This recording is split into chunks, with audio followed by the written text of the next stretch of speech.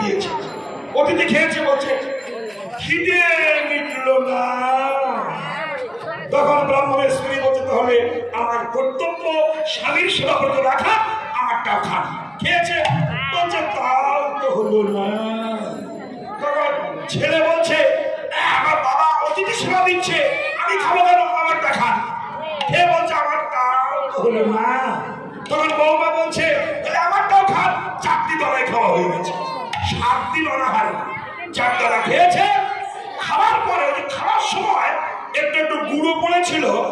এই যে 7 দিনের পরে 4টে নাড়ু খাবে, তাও অতিথিকে দিয়েছে। মনে করছে আমার মধ্যে গোবিন্দ আছে, অতিথির মধ্যে করলে আমার গোবিন্দ সেবা হবে, এই ভেবে দান করেছে। খেয়েছেন। খেয়ে যখন চলে গেলে ওই গুঁড়ো পড়েছিল, ওই পরে ওই বেটিটা সে কড়া করে দিয়েছে। আর যেই দিয়েছে ওই পুরোটা অর্ধেক অঙ্কে লেগে একদিকে সোনা হয়ে গেছে, আর একদিকে লাগেনি, তাই কাঁচা হয়ে আছে।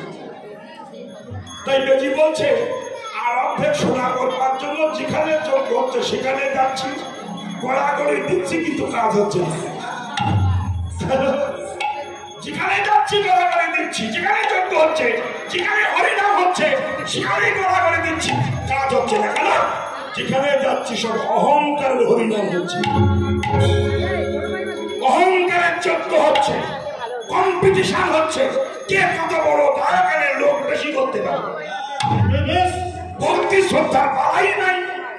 কে কত বড় কথা, হিন্দু নিন্দা করো, কৃষ্ণ নিন্দা করো, আর হিন্দুদের জুতো বাড়ি মারো, তাতে অসুবিধা নাই, লোক বেশি হলেই হবে।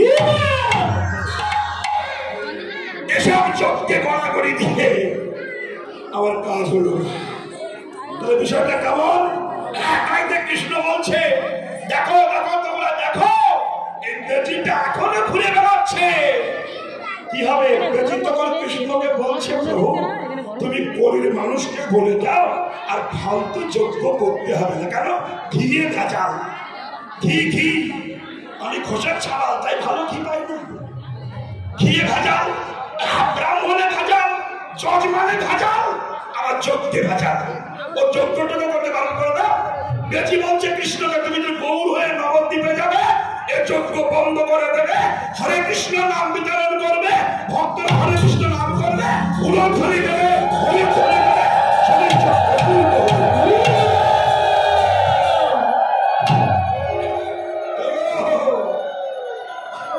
বুঝেছে? তাহলে বিষয়টি কেমন হলো? মহাদেব বলছেন হরিনাম করলে কাজ হবে। হরিনামে ছিল কোথায়? গোলকে। গোলকের